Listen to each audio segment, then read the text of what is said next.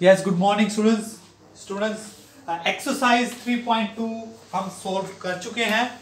अभी हम देख रहे हैं algebraic methods of solving pair of linear equation.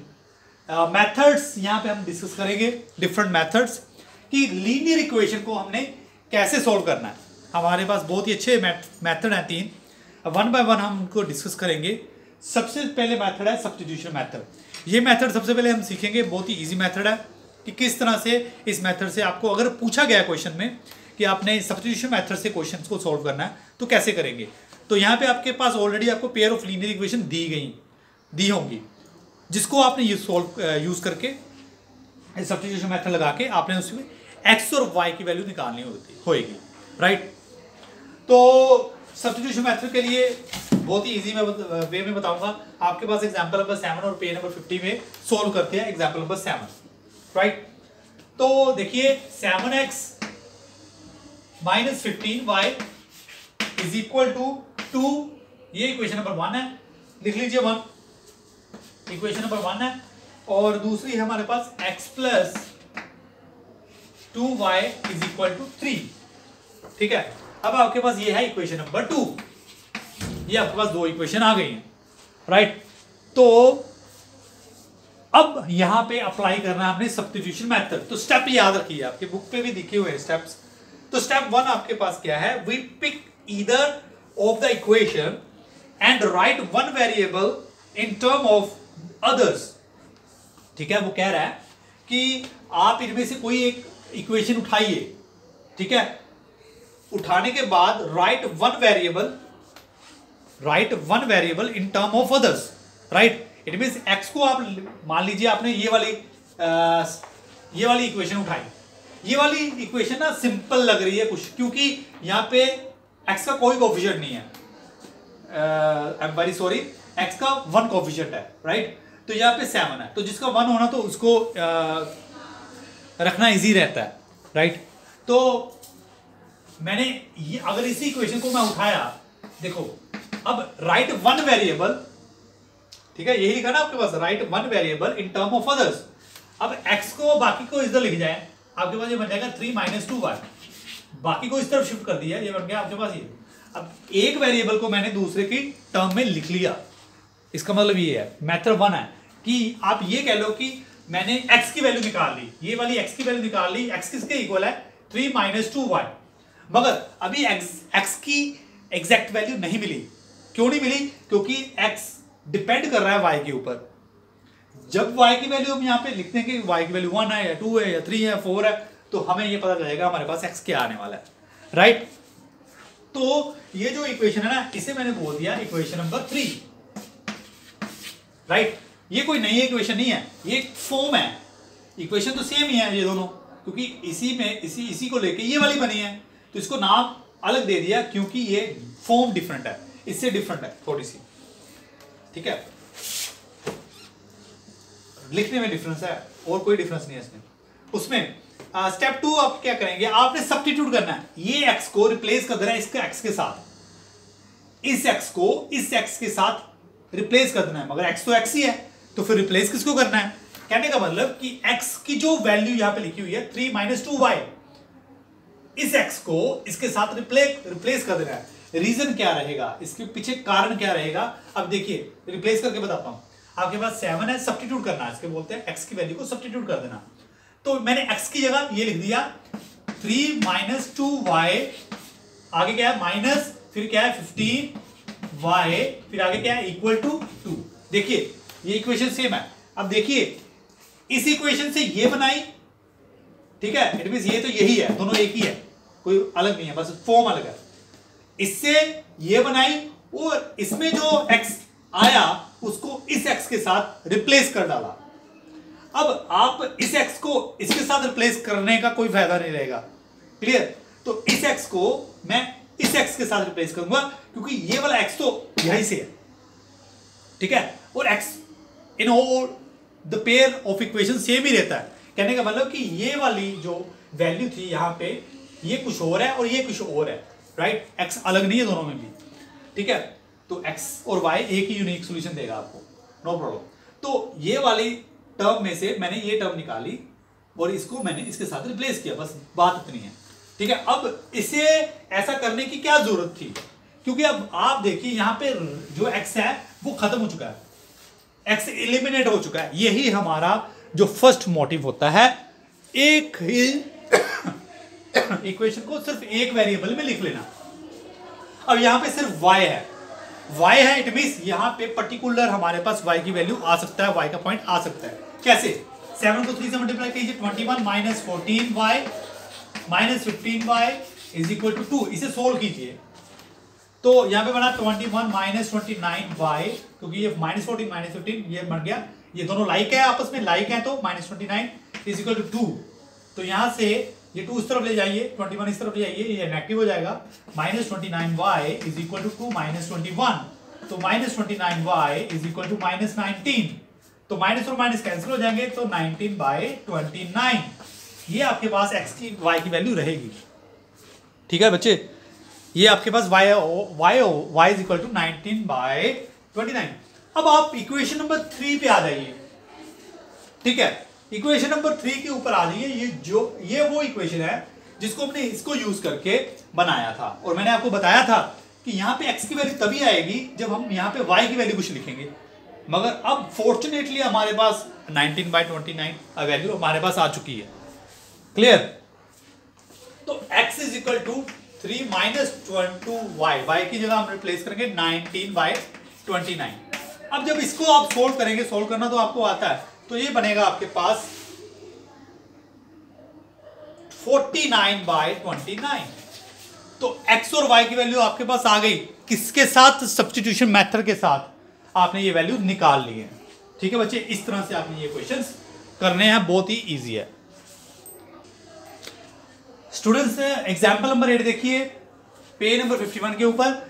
ये वही एग्जाम्पल है जो हम डिस्कस कर चुके हैं, क्वेश्चन एक्सरसाइज 3.1 में फर्स्ट क्वेश्चन है। तो ये स्टेटमेंट कैसे बनी है, ये लीनियर इक्वेशन कैसे बनी है, क्योंकि ये एक स्टेटमेंट है, इसे मैथमेटिकल इक्वेशन में कन्वर्ट किया गया है। तो आपको ये जरूरी है ये देख लेना। क्वेश्चन नंबर 1 3.1 एक्सरसाइज का देख लीजिए, ये लीनियर इक्वेशन कैसे बनी थी, मैंने इसकी वीडियो बना चुका हूं पहले। तो इसको देखिए, इसको सॉल्व कैसे करना है। यहाँ पे x और y की जगह पे s और t है, s और t है, राइट। सोल्व करते हैं, तो इक्वेशन नंबर 2 को ही सोल्व करते हैं, 1 को भी सोल्व कर सकते हो, आपकी मर्जी है। क्लियर? तो यहाँ पे चलो आपकी बुक के अकॉर्डिंग चलते हैं। यहाँ पे यूज किया गया है, हाँ जी, इसी को यूज किया गया, तो इसको यूज करते हैं। तो यहाँ पे वन वेरिएबल को इन टर्म ऑफ अदर के लिखना है, तो इसको मैं लिख सकता हूं 6 + 3t। ये बन गई वन वेरिएबल को मैंने टर्म ऑफ अदर्स वेरिएबल में लिख लिया, राइट। अब हमारे पास नेक्स्ट स्टेप क्या था, इस वैल्यू को, इस s को इसके साथ रिप्लेस करना है, इसकी वैल्यू को, इसके लेफ्ट साइड को इसके साथ रिप्लेस करना है, x के साथ, s के साथ। तो यहाँ पे s की जगह आप रखोगे 6 + 3t, साथ में क्या है -7t + 42 इज इक्वल टू 0। अब ये देखिए पूरी इक्वेशन एक ही वेरिएबल में कन्वर्ट हो चुकी है, वो है वेरिएबल t। इसको सोल्व कीजिए, 6 + 3t में से 7t - 4t + 42 is equal to 0। तो ये आपके पास बना -4t, 6 और 42 कितना बना 48 इज इक्वल टू 0, राइट। तो -4t is equal to -48, right. तो t की वैल्यू आपके पास बनी 48/4। तो ये आपके पास इसको जब आप कट करोगे तो आपके पास ये बनेगा 1 2 12। t की वैल्यू आई 12, चेक कर लेते हैं, यस 12। अब यहाँ पे देखिए s की वैल्यू कहां से आएगी, डेफिनेटली s की वैल्यू तो आपने यहाँ पे लिखी हुई है, s की वैल्यू आपके पास ये है, तो इट मींस आपने बस t की वैल्यू फिट करनी है यहाँ पे। तो इस t को मैं सब्स्टिट्यूट इसकी वैल्यू पुट कर रहा हूं यहाँ पे, तो ये बनेगा आपके पास s is equal to 6 + 3t, t की जगह क्या लिखेंगे आप 12, राइट। तो s इज इक्वल टू क्या बन गया 6 + 48। तो s की वैल्यू कितनी आ गई बच्चे आपके पास 54, राइट। चेक कर लेते हैं।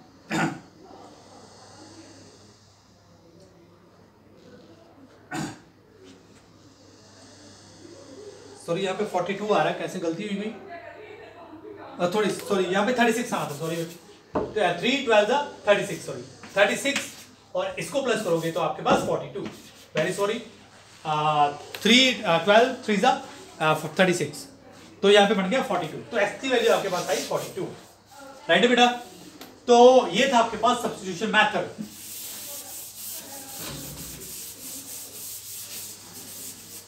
इसी तरह से एग्जांपल नंबर 9 देखिए, let us consider example number 2 section 3.3। हाँ जी, ये एग्जांपल वो पुरानी वाली एग्जांपल ही है, यहाँ पे वो जो कोस पेंसिल और इरेजर को लेके चले थे, क्लियर। तो एग्जांपल वो पुरानी ले रहा है, बस उसको सब्स्टिट्यूशन मेथड से सोल्व करना बता रहा है। तो ये आपको मैं ऑलरेडी करा चुका हूँ, यहाँ पे आप देख सकते हो। पहले लिखा हुआ है, कोई भी जो लिखा हुआ है एग्जाम्पल वगैरह वो मैंने ऑलरेडी एक्सप्लेन कर चुका हूँ। तो यहाँ पे देखते हैं, आपके पास इक्वेशन दी गई है 2x + 3y = 9 और आपके पास है 4x + 6y = 18। हाँ जी बच्चे, अब उसने फर्स्ट इक्वेशन को यूज किया पहले। फर्स्ट में से आपके पास है 2x, इसको इधर ले जाइए, बन जाएगा 9 - 3y। तो x की वैल्यू आपके पास बनेगी 9 - 3y/2। तो यहाँ पे जो स्टेप 1 था कि मैंने एक इक्वेशन को लेना है और इसके वन वेरिएबल को इन टर्म ऑफ अदर वेरिएबल लिखना है। तो वो फर्स्ट काम हमारे पास हो गया, वो आपके पास आ गई x की ये वैल्यू, राइट। अब उसके बाद दूसरा स्टेप क्या करना होता है, क्योंकि अब ये x है मैंने फर्स्ट में से निकाला है, तो रिप्लेस इसको मैं सेकंड के वाले के साथ रिप्लेस करूंगा। ये नहीं है कि आपने फर्स्ट वाले के साथ ही रिप्लेस कर देना है, नहीं। तो इस x को मैं रिप्लेस कर रहा हूं इसके साथ, 4 × 9 - 3y/2 + 6y 18। ठीक है, इसे सोल्व कीजिए। आपके पास 2 के साथ ये कैंसिल हो रहा है 4, तो यहाँ पे 2 आ रहा है, 2 को मल्टीप्लाई कीजिए, बन गया 18 - 6y + 6y = 18, राइट। अब ये देखिए 6y नेगेटिव है, 6y पॉजिटिव है, कट गया, यहाँ पे आ गया 18 = 18। पास ये देखिए आपके पास आ गया 18 = 18। What it mean? It means यहाँ पे आपके पास ये true for all the value of y है। कहने का मतलब कि आपके पास डिफरेंट वाइज की वैल्यू आ जाएंगी, जो यहाँ पे हमारे पास सोल्यूशन देंगी। यहाँ पे आपके बुक पे बड़ा अच्छा लिखा हुआ है, this statement is true for all value of y, however we do not get a specific value of y as a solution, therefore we cannot obtain a specific value of x, क्योंकि कोई specific value नहीं आएगी x की, y की। तो अगर y की value नहीं आएगी तो आप x की वैल्यू कैसे निकाल लोगे, राइट। क्योंकि y की वैल्यू यहाँ पे पुट करोगे तो आपके पास x की वैल्यू आएगी ना। तो ये कहने का मतलब कि ये जो स्टेटमेंट है, ये इक्वेशन है, true for all the value of y। तो कहने का मतलब कि आप मर्जी से कोई भी वैल्यू उठाओगे और x की वैल्यू आपको मिलेगी। तो यहाँ पे आपके पास डिफरेंट वैल्यू देने का मतलब क्या है y की, ये आपके पास मैनी सोल्यूशन आएंगे, राइट। इसमें आपके पास बहुत सारे सोल्यूशन आएंगे, ये कहने का मतलब ये क्वेश्चन का है, राइट।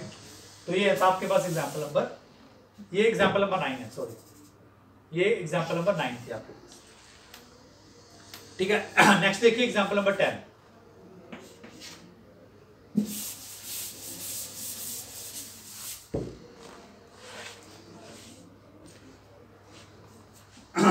हाँ जी, यहाँ पे भी एग्जाम्पल नंबर 3 जो पुरानी थी 3.2 सेक्शन की, वो यहाँ पे एक्सप्लेन की है। मैं सिर्फ लीनियर इक्वेशन लिखूंगा यहाँ पे। ये है आपके पास linear equation, x + 2y - 4 = 0, 2x + 4y - 12 = 0। ये इक्वेशन नंबर 1, ये इक्वेशन नंबर 2। हाँ जी बच्चे, फिर वही काम करेंगे। ये वाली इक्वेशन जो है इजी लग रही है, इसलिए इसको उठाएंगे और x की टर्म में लिखेंगे, इस x को उठाएंगे और y की टर्म में लिखेंगे। तो ये बन जाएगा आपके पास 4 - 2y, कुछ ऐसा बन जाएगा। अब क्या करना होता है, ये इक्वेशन नंबर 3 है, इस x को इसके साथ रिप्लेस करना है, यहाँ पे पुट करना है। तो 2x की जगह लिख सकता हूँ 2y + 4y - 12 = 0। ये बन गया 8 - 4y + 4y - 12 = 0। यहाँ पे देखिए आपके पास बन गया -4y पॉजिटिव कट गए, तो यहाँ पे 12 और 8 और 12 में माइनस करोगे तो -4 = 0, which is impossible, this is impossible, impossible, this statement is false. कभी भी 4 0 के इक्वल हो सकता है? -4 कभी 0 के इक्वल हो सकता है? कभी नहीं हो सकता, कभी भी नहीं हो सकता। तो ये स्टेटमेंट ही गलत है। स्टेटमेंट ही गलत कहने का मतलब ये स्टेटमेंट फॉल्स है। फॉल्स क्यों है? क्योंकि यहां पे कोई सोल्यूशन नहीं आने वाला, देयर इज नो सोल्यूशन। ठीक है, तो इट मींस ये आपके पास दो रेल की इक्वेशन थी, दो जो आपके पास लाइन थी उनकी इक्वेशन थी, तो ये आपस में कट ही नहीं करेंगी, पैरेलल रहेंगी, इसलिए इनका कोई सोल्यूशन नहीं मिलने वाला आपको। ठीक है बच्चे, तो यहाँ पे हमने वो भी डिस्कस कर लिया कि जब हमारे पास यूनिक सोल्यूशन आता है तो यहाँ पे आपके पास x और y की वैल्यू आएगी। तो ये भी हमने डिस्कस कर लिया कि जब हमारे पास दोनों लेफ्ट हैंड साइड और राइट हैंड साइड आपस में इक्वल हो जाती है, जहाँ पे हमारे पास y की बहुत सारी वैल्यू पुट करने पे x की डिफरेंट वैल्यू मिलती हैं, तो आई मीन टू से मैनी सोल्यूशन वाली कंडीशन। और यहाँ पे लास्ट हमारे पास थी नो सोल्यूशन वाली, जिसमें आपके पास देखा कि लेफ्ट हैंड साइड और राइट हैंड साइड आपस में इक्वल नहीं आ रही, ये पॉसिबल ही नहीं है केस। तो ये स्टेटमेंट ही फॉल्स है। कहने का मतलब कि ये लीनियर इक्वेशन जो है ये आपस में कट ही नहीं करेंगी, इट मींस ये पैरेलल होगी। So now you are capable to solve exercise 3.3। इसके बाद हम नेक्स्ट जो मैं यूज करने वाले हैं वो है हमारे पास एलिमिनेशन मेथड। तो सबसे पहले आप तैयार कीजिए अपना substitution method. Thank you very much. जो एग्जाम्पल नंबर 9 हमने डिस्कस की है, ये तभी पॉसिबल होती है जब आपके पास जो लाइन है वो आपस में कोइंसिडेंट हो, राइट? तो तभी आपके पास मैनी सोल्यूशन आते हैं। ये वो वाली कंडीशन थी। तो वीडियो में मैंने ये बात स्किप की, इसलिए मैंने आपको इसमें अपने स्पेशल क्लिप बना के ऐड किया है।